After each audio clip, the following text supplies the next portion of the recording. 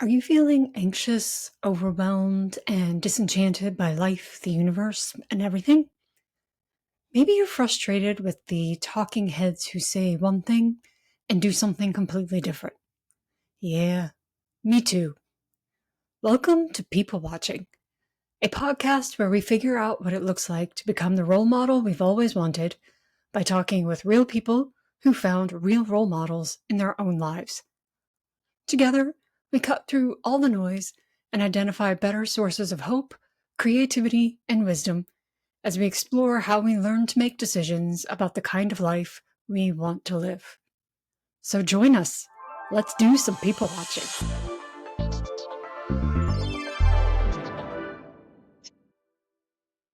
This is your host, Megan J. Robinson. Today, I'm talking with Mollie Miller, a self-described multi-passionate wife, mother of two, registered nurse, entrepreneur, homesteader, and all-around go-getter. Mollie and I explore the joys and challenges of parenting a teenager and grade schooler, going deeper into her faith journey, and exploring how we can have role models at different seasons and stages of life. We ended up having a really open-hearted, beautiful conversation about what it looks like to give others and ourselves the gift of self-awareness and how to live in the both and of life where different and contradictory things can be true at the same time. I so enjoyed learning from Mollie about what it looks like to be a person on the way to becoming who we were meant to be. I hope you enjoyed this conversation as much as I did.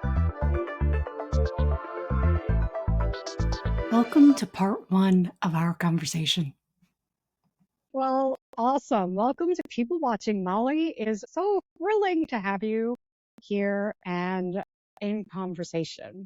How's the day going for you so far? Megan, it's been a day. I love it. It's the end of the day. It's the end of the week. It's the end of a school week, and we've done it. We've done it. Seriously, sometimes, some days I'm just like, can I have like another cup of coffee and a reset, please? We're good. So awesome. Well, as we get started with our conversation, I would love to take a moment to share pop-up rules that can shape how we show up for each other and for our listeners in this conversation. So would you like to start us off? Yes. So Megan, whatever we share is by invitation and not obligation. And silence is also a partner in our conversation. Feel free to take a moment to reflect and think about what you want to say without immediately filling the space. And as Parker Palmer says, leave room for the inner teacher to whisper. We're going to be present as fully as we are possible because this is our space to acknowledge doubts, fears, and feelings as much as it is our space to share joy and convictions and successes. So we're going to ask open and honest questions. And if we're not sure what the other meant by that question or the statement, ask, because it gives us a chance to clarify or rephrase. And feel free, just because we already have some questions in mind, to ask questions that we genuinely don't know the answer to. Surprise is a great catalyst of insight. Let's do it. Let's do it.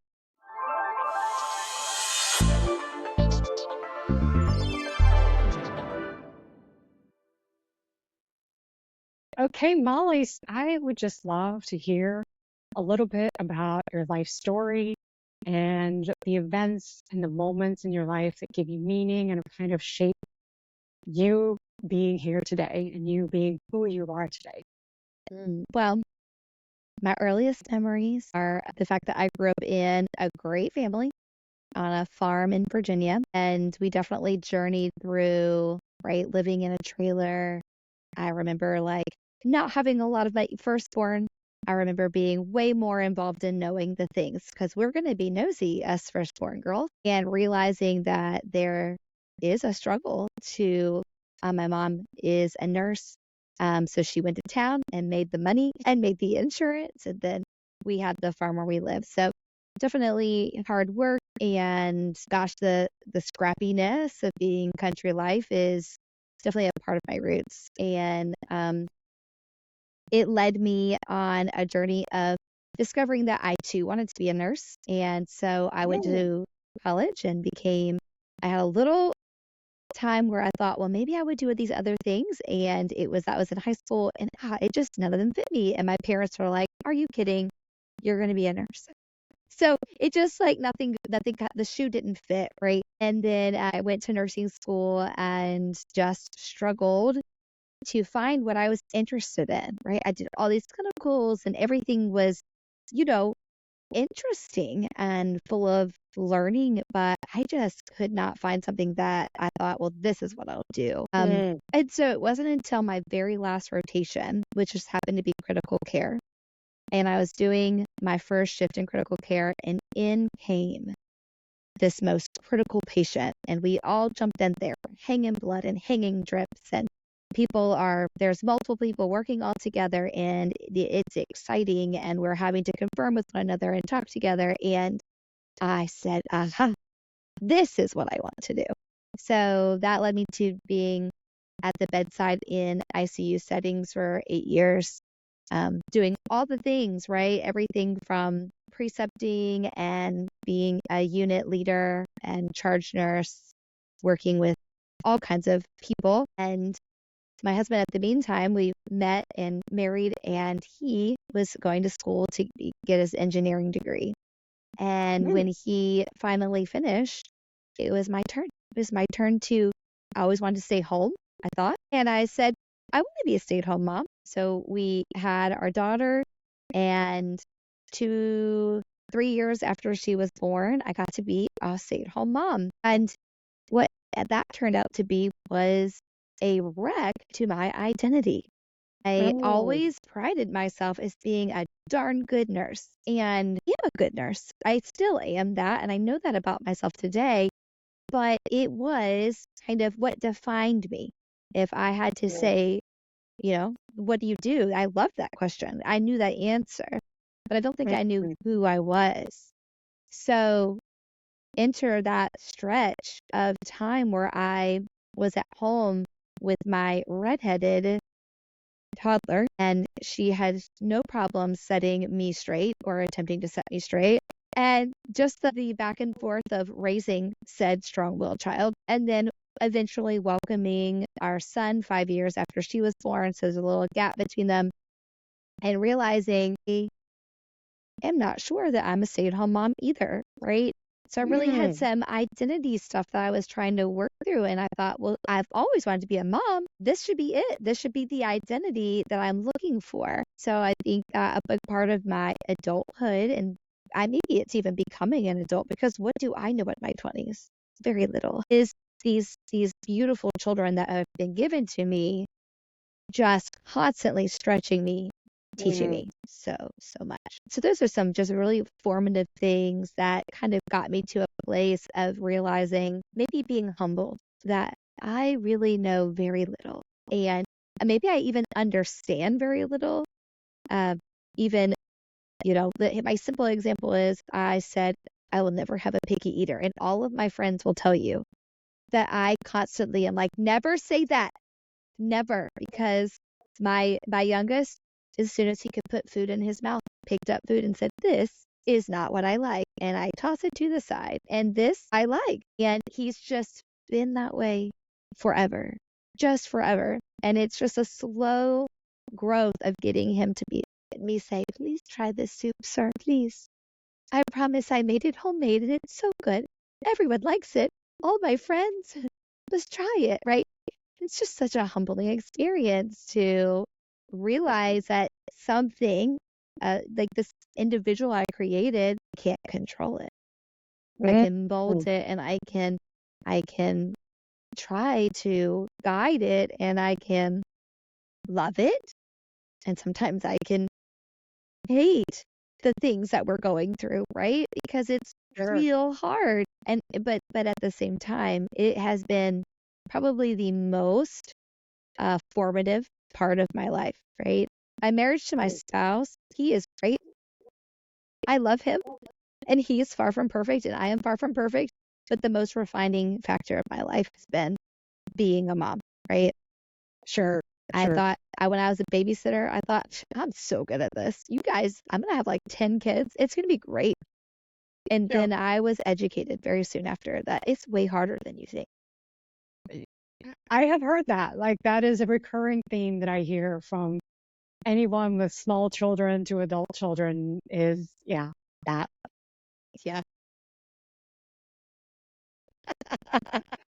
Or- Yeah. Yeah. Yeah, it is. It is a little bit unsettling and unnerving, and at times, and other times, it's beautiful. I think the hardest I've laughed is at my children, with my children. I mean, you name it, because they're funny and they're serious, and they're like a little person with opinions and ideas and a theology and dreams and desires. And the humbling thing for me has been that I kind of thought I would like be more involved in some of these kind of core decisions of who makes you you, but actually you already came with that.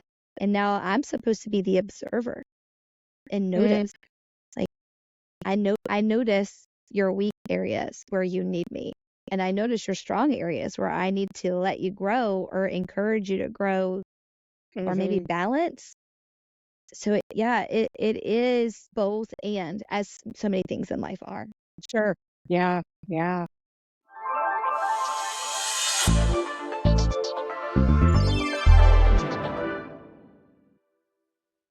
I would. I would. I would love to hear.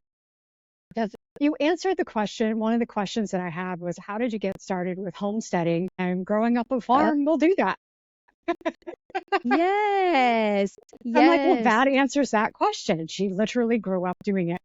And that also answers the question, like, how do you manage to juggle that, which is there is no juggling. That's just part of your day. Like, you decided it was important for you, and that's how you live your life. That's how you manage your day. Yeah. I think Anything else you want to add for that?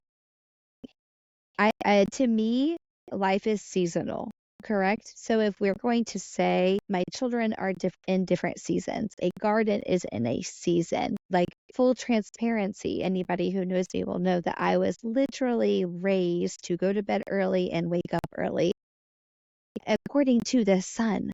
So in the fall, the sun goes down early, and I'm like, hey guys, it's 8 o'clock and the sun is down. We're supposed to be in bed. What are you doing? Right?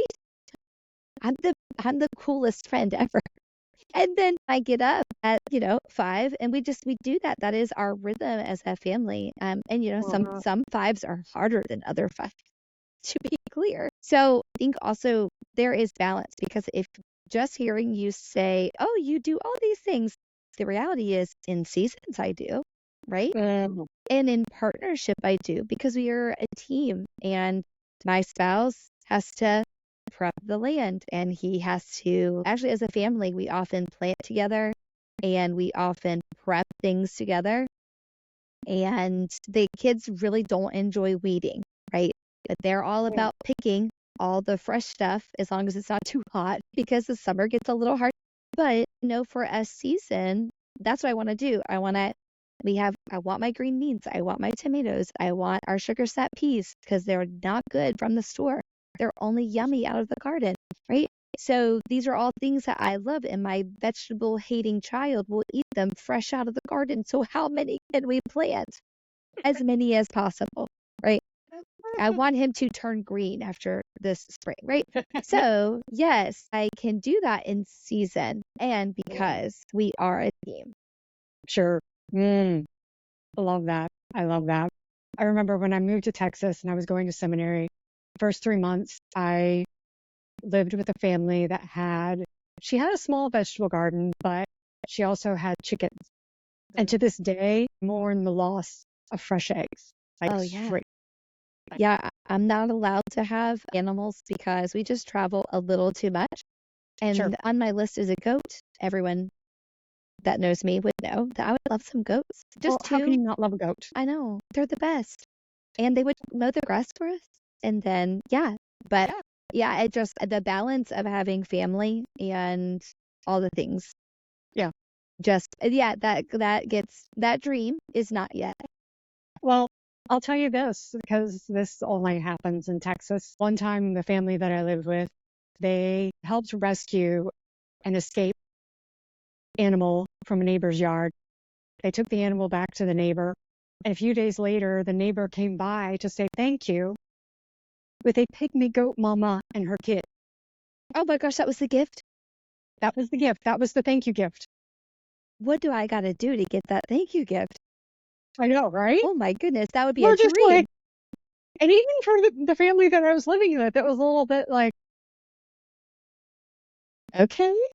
Megan, I really sincerely thought you, because you just left out what the animal was, that it was going to end up on a plate and it was going to be the casserole that you brought. Yeah. I honestly forget what animal escaped. It was not the pygmy goats. I forget what animal escaped. But yeah. So yeah, that was just one of those things. And it was interesting as someone who is a total city girl who has never lived on a farm, still, is kind of like, can I do hydroponic fruits and vegetables like that don't interact with creepy crawlies or dirt at all? Can I do that? I'll do Yeah. that. I'll do that. Oh, it's so fun. Do you do that? I don't. It is on my list of things that I would like to Oh, try. yes. Hydroponic is really intriguing, and we don't do that here, but I have friends that do it, and I think it is genius. Well, I remember someone told me about it during COVID. And at the time, it was like, it was either sourdough starters or hydroponics. And so, yeah, so I thought about doing it. I haven't done it yet, but it is something just because I'm kind of like, there is something to having fresh growing things in your space. And do you like the garden? To me is such a visual opportunity to be schooled on some things, right? From Mm. the beginning, right? So there's all this work that goes into prepping for a garden. And that would be what my husband does. He's the best. And then so he does all that hard prep, and then to watch things come up that you put time and effort into, right? And to Mhm. nurture it, and then to see the bees and all of the things that pollinate, and to reap the benefits of having a plant, and then to watch it die, and to have Mm. that whole Pascal mystery of, right, something that has to die so that beauty can come again. There has been some fantastic just reflections I've had in my garden just from Yeah. being out there. Yeah, absolutely. No, it's something where I forget where I read this a while ago, but I saw someone give the kind of advice like, if you primarily spend your day doing a lot of thinking, like your work is mental, like you're not very active, don't get a hobby or don't do things that are more of that. Do something that's physical, whether it's running outside or whatever, or craft, some sort of wood crafting or whatever. And likewise, if you do something most of the time that is physical, you're a construction worker or, you're a worker out in the field or something, then do something that's more mental, like, find a way to balance out. And it's something where I think about it all the time because most of my physical activity actually happens in the same room. And I work out every day and I love it. And so I think about that a lot in terms of all the things that I work on. It's computer, it's thinking, it's reading, it's all mental. And at some point, someday, somehow, I do want to get this, like what you just so beautifully described, of better connection with creation than what I currently have. Because I think my relationship with created world, with the outside world, outside air conditioning, is is very appreciation. Yeah. Yeah. You know, like I was never the kid that was curious about the garden. I was never the kid who was curious about the yard. And so, there's just always been this very kind of, how little interaction can I have with the outside if I'm actually outside? So love hearing you talk about what you learned from your garden, from the creative world. I know because we follow each other on Instagram, I see a lot of you and your family hiking and being Yeah. outside and just enjoying that. And is that something that just grew out of growing up on a farm, or is that something where you kind of came into that aspect of yourself? How did that work out? Well, if you have grown up on a farm, you will learn that you don't have a ton of free time. So my brother, who still farms, jokes all the time. He's like, I am not hiking. Are you kidding me? I just walked all those. I just did all that. Why would I go on a hike, right? So it was my husband and I really that kind of, we got married and it was like, oh, well, now we are a family, you and I, and we have moved away from our families and it's just you and me. So being outside was what is very important to him, and therefore he was important to me, and I went with him. So we have done one camping trip where I hiked with a rucksack and we camped out of the rucksack, and I said, "You are amazing," and that is not right. Like, I don't like having heavy things on my back, but the compromise is we go outside on adventures a lot. So my husband is an adventure racer. He loves doing it's a multi-sport. It's like running, biking, paddling, and it's all navigational. And he discovered that he loved that during COVID. Thank you, COVID. Okay.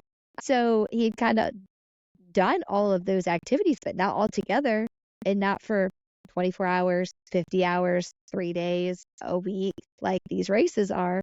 So we just kind of slowly made our way into being people who are outside a lot. Yeah. And Yeah. that is just for our children. They need it. They need to just have the unobstructed, imaginative time to be outside and get dirty. And yes, fight those mosquitoes, Megan. The mosquitoes are still a thing, even if you love being outside. Well, they seem to find me a movable feast. So, they'll avoid everyone else and they'll just like glom onto me. So it's fun. It's fun.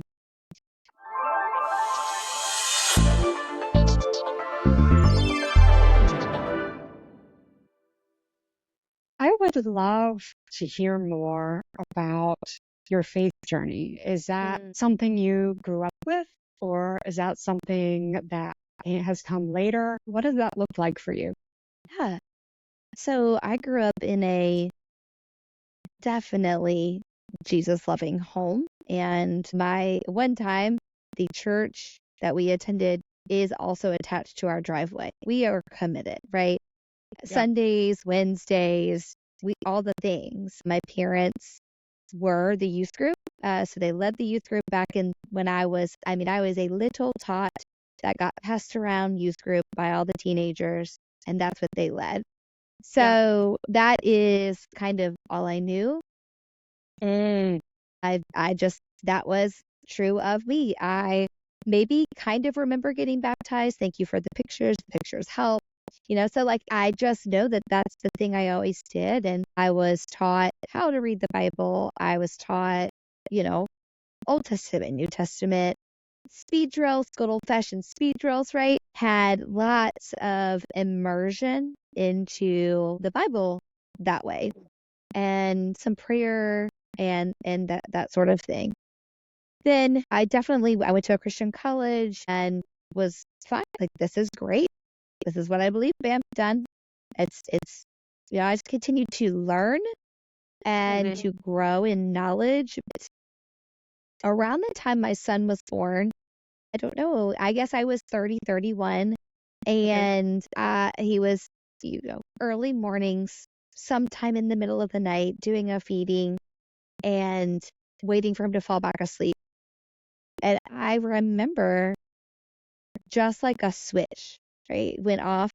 And I thought, what do me, the adult version of who I am, what do I actually think and believe? And random, right?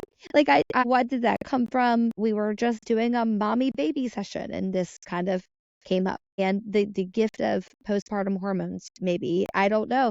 But it kind of rolled into wondering, what did it mean to be?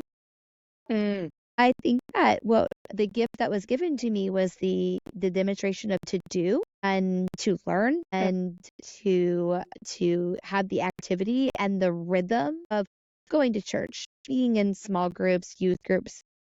But there was a missing to be. right. And I don't think I could have articulated that at the time.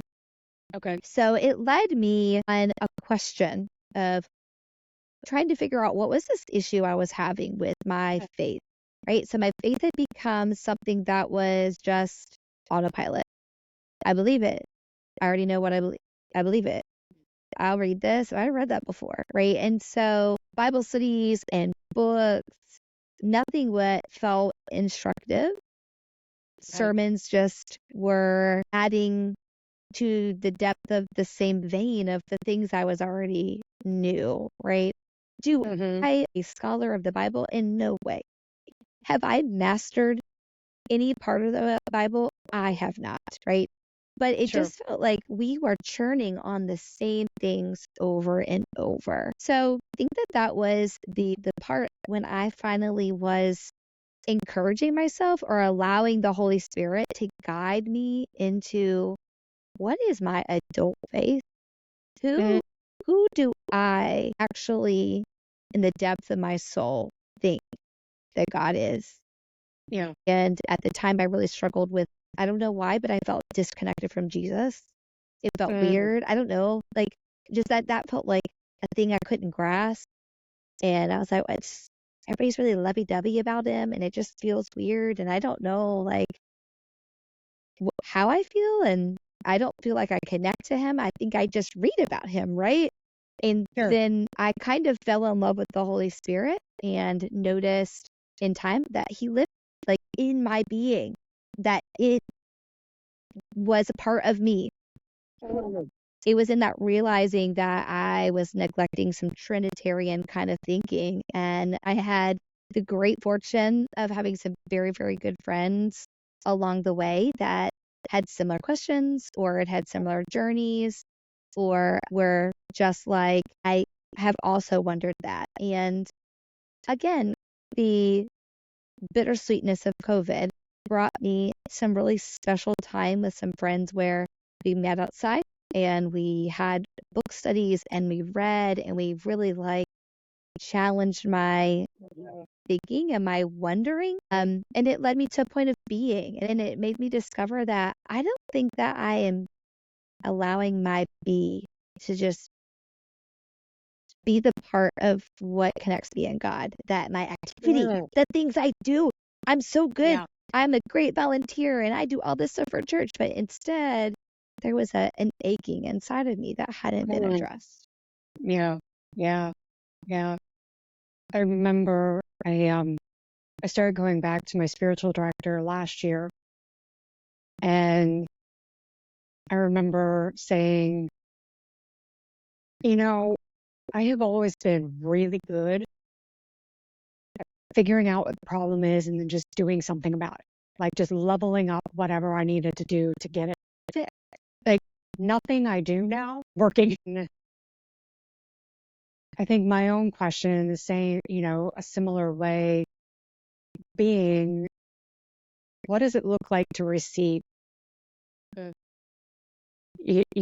just kind of put myself in a posture of reception. God can only give where there are open hands and empty hands. And I think that, especially in a moment, like a social, cultural moment where production of something, like visible production or visible activity that looks like it could produce something, is rewarded. Um, it's really hard. I mean, it's probably just a uniquely human temptation, just in general, to find our success or our value in what we do. And I think it's just all, but it's just, what does it look like in this time, in this season, in this place, to not to rest in who you are and who you were created to be. Yeah.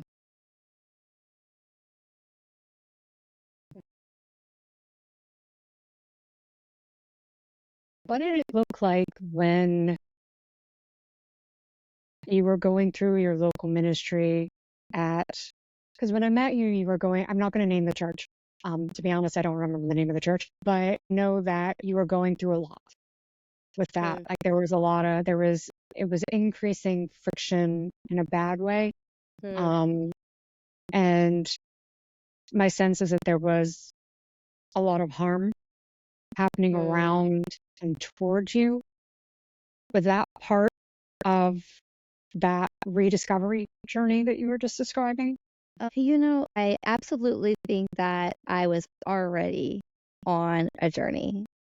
I think that the phrase that nothing is wasted is really beautiful to me because I can reflect on that. And, thank goodness for some really good therapy that helped me, right? Thank goodness for our spiritual directors now. Thank goodness for really beautiful friends and family. And again, everyone is going to have a different hurt or story and want to always be really, really careful that my personal experience isn't necessarily what somebody else will experience in the same place. So for me, I think that I was already becoming aware of this. I am doing so much and the desire to pull back.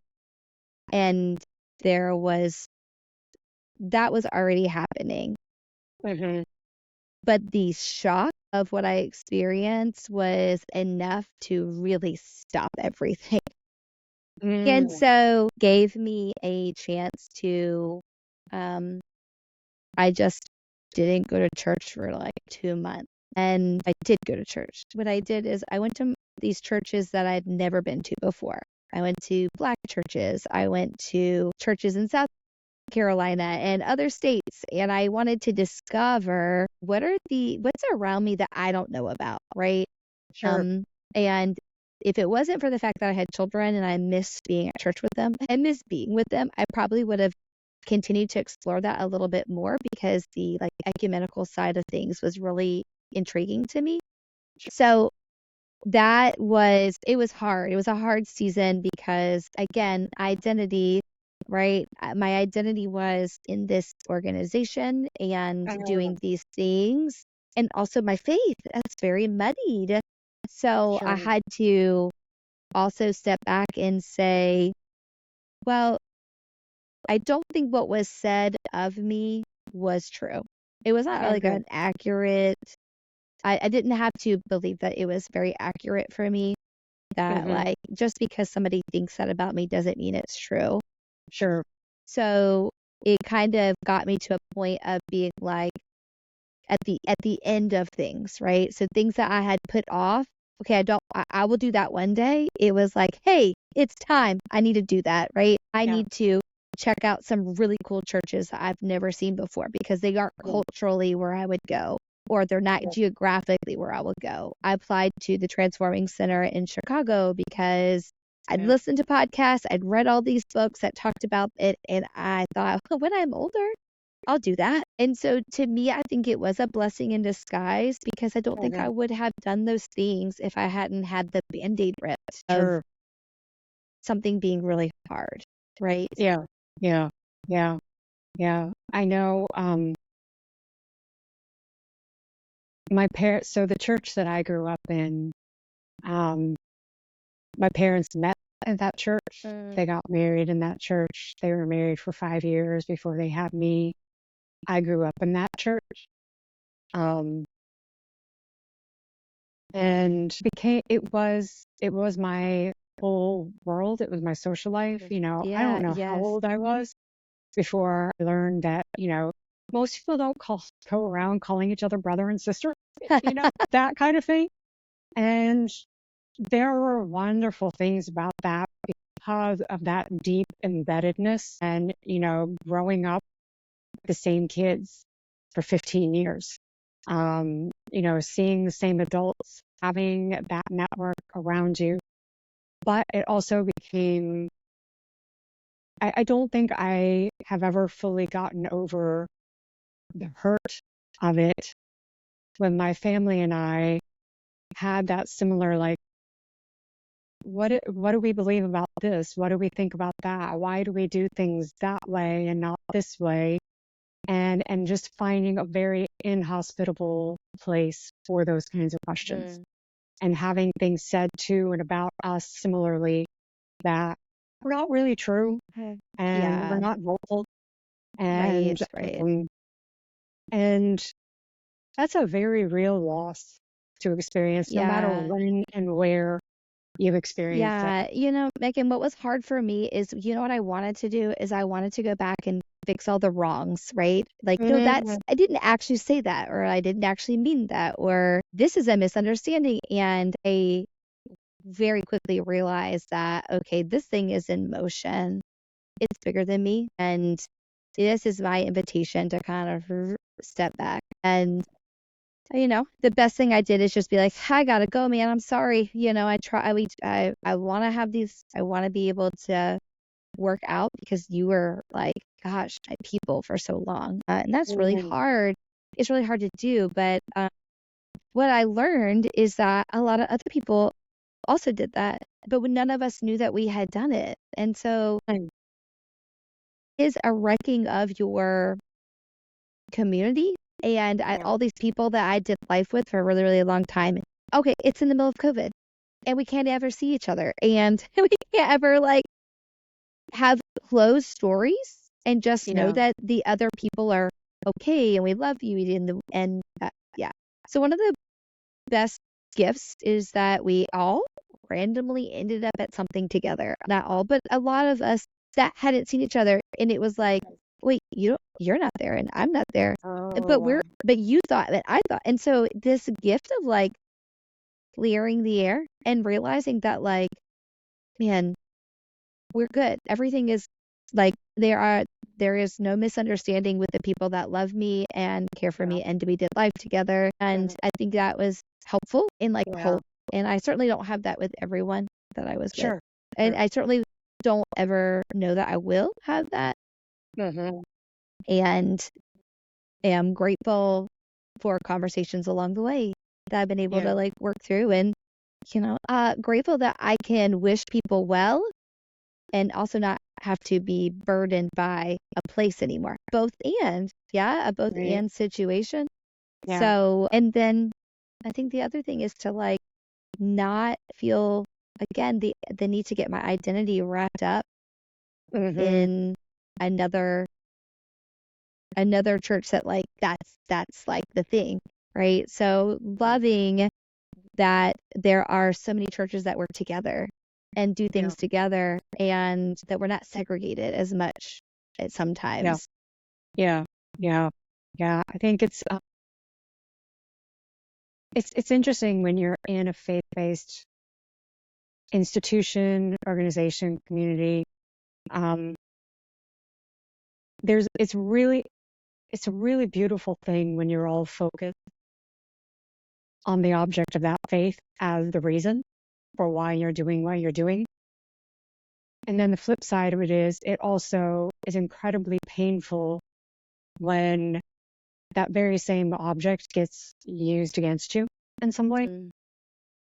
Right. And that it's made me, let's put it this way, whether it's a church or another faith-based workplace or something like that, it just makes me very leery of the family language. Oh yeah. Yeah, that's not something I really grew up with or Yeah. really brother, sister, father didn't Yeah. have that language really in any of my faith-based institutions. But I exactly know what you mean as far as the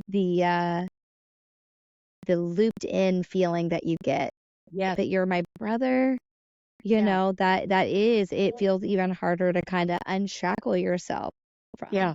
Yeah. Yeah. And it does cause a lot of that that questioning, well, who am I outside of this network of people? Yeah. You know, and in some respects, like you didn't have to present yourself because you would get called on it if you were acting a certain way because these people knew you 5, 10, 15 years, right? Right. Yeah. And so then you're just kind of like, well, now how do I navigate social situations without that familiarity? And how do I build relationships that don't already have some sort of object or network built in to it already? And so that's been an interesting aspect of my own journey over the last 2 years. More so, in some respects, more so when we first left the church where I grew up. Because again, I went from all faith-based communities to all secular communities. Like Oh, I wow. went, That is you big. know, I went to community college. I went to state schools. I was emphatically, like, I emphatically refused to go to a Christian college at all.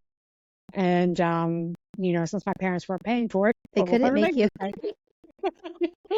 and I'm so grateful for that. Like, I'm the kind of person who's always like deep in, shallow end. Yes. Right, right.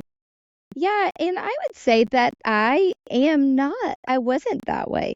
I wasn't deep end. And I do feel like the older I get, the more that the deep end maybe calls to me. Mm, And not like, I don't ever want to attach a morality or anything to like, yeah. you're not going deeper. And it's all subjective, anyways. Sure. But really, what's calling me is that I realized that I thought I knew more than I knew. Okay? Because I didn't allow a part of myself to be fully open, right? So Sure. now that I've given myself the gift of what does it mean to just be with Jesus? What does it mean to just be with God? What does it mean to just be with the Holy Spirit? What does it mean to be with a person? To Yeah. not fix a person, right? To Yeah. not fix, to tie it back to what I've said about children. I can't fix everything my children are going through. So sometimes we just have to be with it, right? Yeah. We just have to be with the thing. It's tricky. And that's some like really holy, sacred ground. Mm, It's hard. It's hard because there is, it's hard because I don't ever want my story to impact somebody negatively about the church because Sure. I think the community is so vital. Even though Absolutely. I had to have a break from community. I get Yeah. it. You sometimes you need a breather, but like I don't think that that's always true. Don't wish ill of where I came from, Sure. right? Yeah. Yeah. My childhood, my young adult life, my past church life, right? Like it all was very formative and important and who made me who I am. It was hard. It was Yeah. hard times. And, you know, the there's part of me that wants to like set things straight. And there's other parts of me that are like, yeah, but you were so imperfect. And both are so true. Both Yeah. are, Yeah. right? Both, Yeah. again, both I was so needing something that was missing. And things happened that I don't think were fair to happen to me, right? Like Yeah. both, I didn't make all the wisest decisions, and some of that was in the hands of others. And so I just think there's a beautiful balance there. Yeah. And, that's something that I spent a year of counseling in, right? What's mine to own? What isn't, right? How Yeah. can I walk away from this experience with gratitude and a growth mindset versus hurt in my heart? Right. And Yeah. and now I have an awesome spiritual director who, guess what? He just listens. What is a good spiritual director is the observer. He's just the impartial observer who can speak to what I represent from my spirit. And so how great that I have some structure in my life that says that is a part of your story, and it is useful and good and hard and dark Yeah. Yeah. and not wasted. Yeah. It's I remember one time when I was talking with my aunt, and I had had a terrible day, and it was a terrible day at the end of a terrible week. And I just remember her going, "Well, thank God you never have to do that day ever again." Oh, hey, I like And that. it's true. Like, you never have to do that day or that week ever Mhm. again. And you never have to do that experience again. I never have to do that experience again. And I think it's interesting because it's a journey of learning how to be open-hearted and learning that in order to experience, like, I could not have articulated this when I was 15. I was not even aware of this. But now looking back on it, I realized, like, what made that so wonderful for me was such a great community, was that I was completely open-hearted. I was completely vulnerable, um, which is also what made it so painful. And so it's that tension of recognizing that I have to allow myself to risk getting hurt again. Megan, this is a really healing conversation for me in this moment because in the middle of the really hard back when I made a list of what was all the good that this entity had brought me. And you've just brought it all flooded right back, right? My babies were loved Yes, dearly, yes, have some of the best friends, like family yes, from yes, that. And I- it it was it was a time when I wasn't working, and it really gave me opportunity to grow in some skills that if I had just been a stay-at-home mom or hadn't maybe had the opportunity to speak in front of people or organize things or create, hmm that's what it gave me, this chance to flex a muscle outside of being a mom. And so it was kind of seamless to pick up from church world and yeah, move to yeah, some business world and be like, hey, I actually have some skills from that I'm going to keep using because I hmm was good at it there. yeah, I'm actually good at that, right?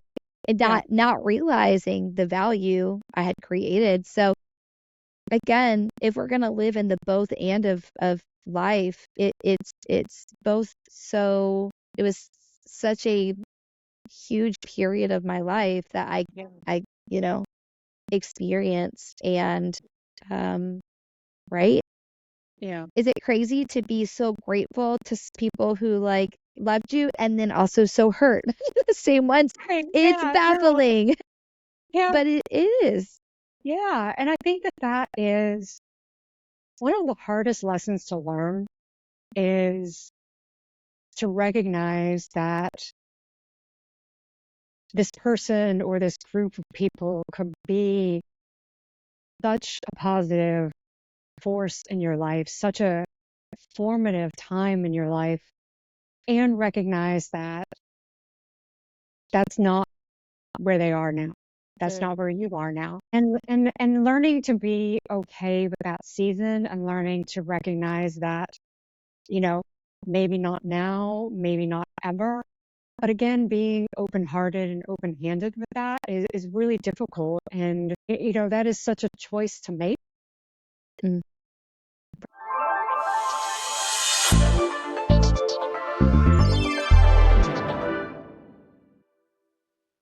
I would love to hear how your relationship as a mom to your kids is shaping how you consider your own influence and your own, I hate using the word impact on others, but I mean, your marriage and your children are literally the site of the greatest amount of influence and impact you have on anyone, if you're going to have an influence on anyone. Yeah. And so I would love to kind of hear more about that kind of dynamic.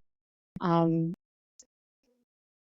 I have found that the best gift I could give my children and also therefore others is a gift of self-awareness. mm, So what I have discovered is And I think I have given my children permission to see this too. I am so imperfect. I absolutely don't communicate imperfection.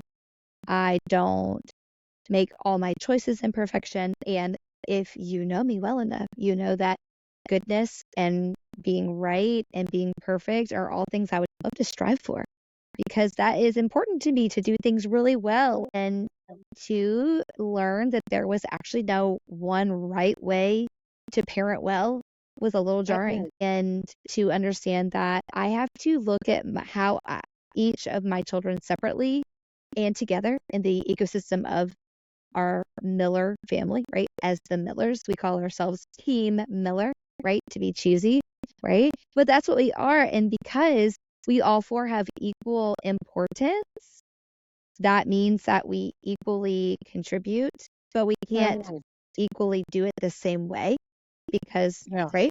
My kids can't drive. I'm the driver, right? I can't be the only one that cleans the house. My husband can't be the only one that cooks. So, we have a lot of those kind of conversations, but I'm positive that my children will say, my mom will tell you that she does this wrong all the time. And I take that because I want to see where I do it wrong and try and do it better every time. And try is this key word here, right? Yeah. So Yeah. time of reflecting is really important to me, to sit with myself, to sit with a situation, trying so hard to apologize when it is my turn, to speak truth. And the hardest thing for me is in the right tone, in a calm tone, and not in that stressed mom tone.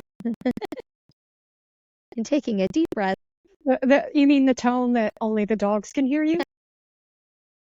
If the shoe fits me. Okay. I know. I have heard, and I've seen this with my mom, especially growing up. Let's put it this way.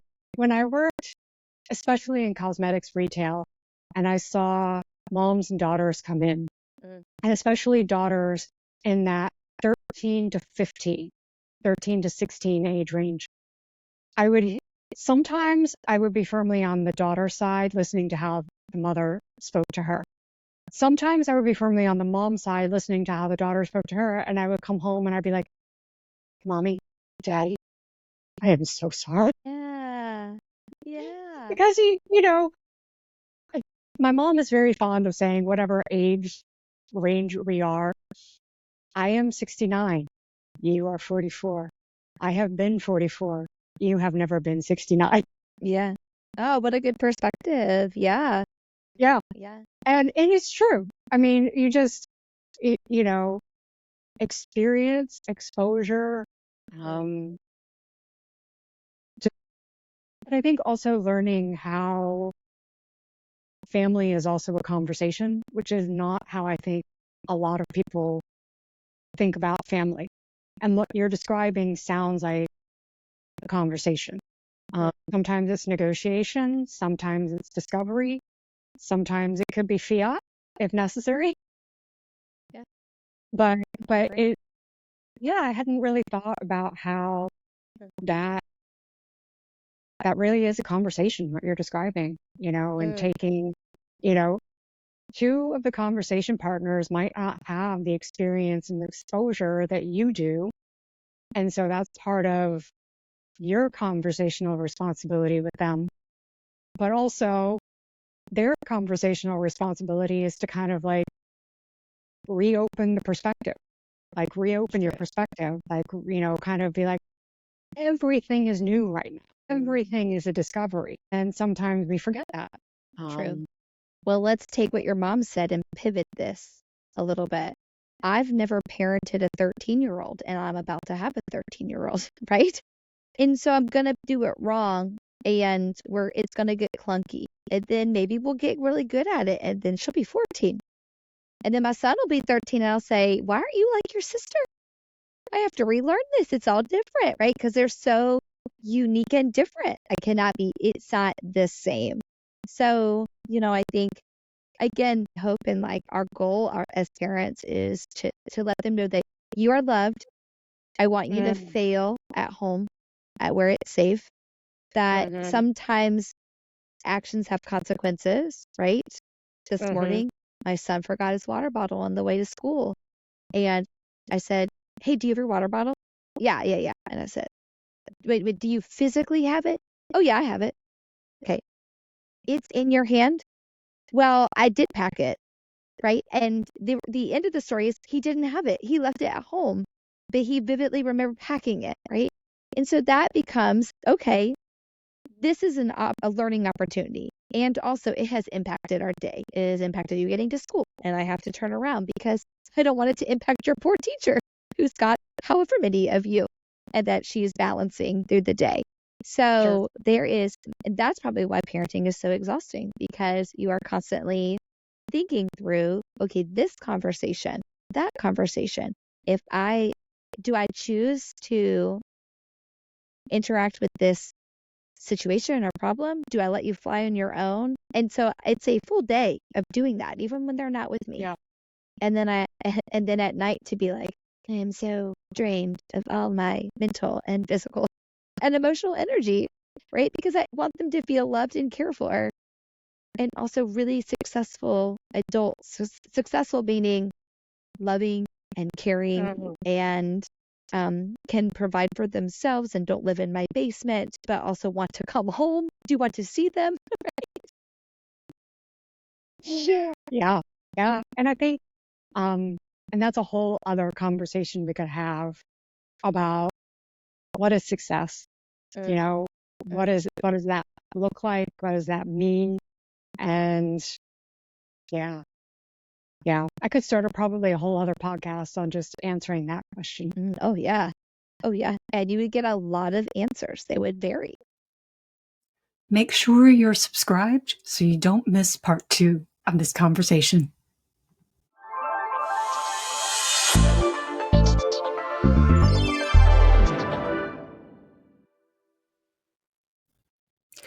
Thank you so much for spending time with us today. I hope you found something that resonated with you and that helps you become more hopeful, creative, and wise in your own life.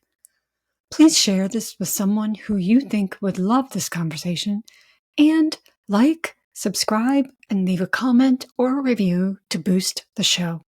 Shalom.